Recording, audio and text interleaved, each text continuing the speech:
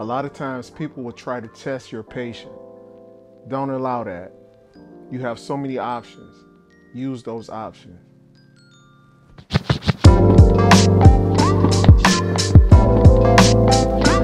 So I came home a few weeks ago and a kid spray painted on my driveway and I seen it on my house cameras.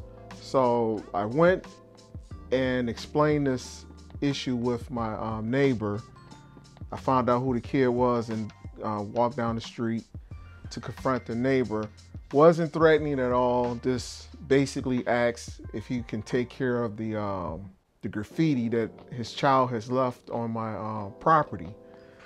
And basically, he just told me absolutely not. In front of his child, he's not going to take care of anything. He don't feel like he's responsible for it. It's part of the city. And if I need to take it up with him, we can handle it. If you want to go that route or, go call the police. Okay, those options. I really didn't want to go that route. I didn't want to be violent, first of all. Secondly, I did not want to involve the police because I already knew that possibly that they can add, some stuff that you probably don't want added on a record or something. And so he refused my offer. So, long story short, I just went to the police and explained to them what the issue was. And they were so elated and excited. Like, yes, Mr. Graves, do not go back down there and explain anything to him. We'll take it from here. We cannot wait. So I'm just giving a warning out there for those parents, if you want to be ignorant and act like a kid in front of your kid and not take care of the responsibility that you need to take care of, then you will be handled. And you don't want that. Because basically, the child is under 12, I think, or maybe 13. He was going to end up with a record before 18 years old. That's not fair to the child. Have responsibility and, try to teach them and guide them and from right and wrong that it's not okay to spray paint graffiti on somebody's property. It's not right. So they went down there. The law enforcement had to go down there and they talked to him like a child and make him come down to my property and clean up. I got a kick out of it because I love seeing.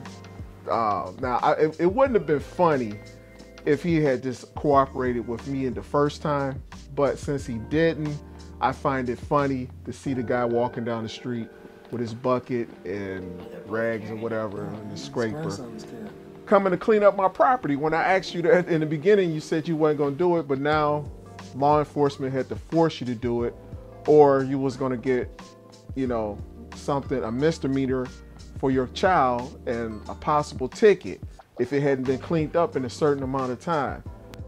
Didn't want to do that, but, if you can't compromise with people, they don't want to be cooperative and they want to consistently, purposely to try to be ignorant, then at that point you have to let the law take care of it because you don't have time to fight those battles. This is what law enforcement is here for. I know a lot of times we don't want to use them, but in this case, it was great because this way I don't have to get myself in trouble fighting with a guy over something dumb or, getting into a big argument. I think it came out perfectly. So use your options and, don't be arguing with these people because people are losing their minds and they want to get into it with you. Because you got to realize there's two elements that's among us and it ain't going anywhere. It's positive and negative. Both of them coexist with each other. It makes a car battery works. So this telling you, you're going to have the positive, you're going to have the negative.